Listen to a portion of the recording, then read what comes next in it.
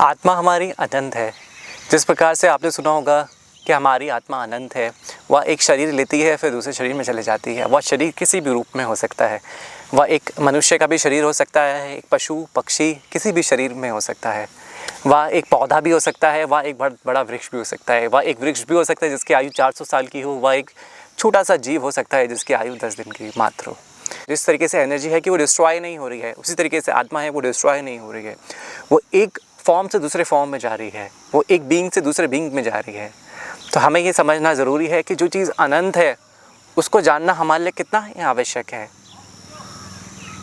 जब एक आत्मा शरीर त्यागती है तो जो भी उसके साथी या सगे संबंधी होते हैं तो वो बहुत विलाप करते हैं, बहुत दुख में जाते हैं। परंतु हमें यह समझने की आवश्यकता है कि वह तो एक मात्र शरीर है जिससे आपको प्रेम था, जिसका आपको लोभ था। आत्मा से आपको लोभ था या नहीं था वो कहना अभी सही नहीं होगा, परंतु आत्मा ने अपना एक शरीर का काम करके वो दूसरे शरीर में चली गई है। आपको लोभ उस शरीर से था, क्या वो दूसरे शरीर में जब जाएगी किसी भी रूप में आप ले सकती है। वो एक पुत्र के रूप में भी आ सकती है, वो एक पुत्र के रूप में नहीं भी आ सकती है। ठीक है, अगर आज आपका बेटा या आपकी माँ, अगर आपकी माँ इस दुनिया से चली गई है तो ऐसा भी हो सकता है वो 3 पीढ़ी बाद पोते के रूप में आए या परपोते के रूप में आए। तो क्या वो रिश्ता सेम रहेगा? नहीं, वो रिश्ता सेम नहीं रहेगा। जो रिश्ते हैं वो तो एक शरीर ने बनाए हैं, एक दूसरे शरीर से बनाए हैं, परंतु आत्मा का रिश्ता तो बहुत ही पवित्र और बहुत ही अलग है। आत्मा का रिश्ता केवल प्रभु से है।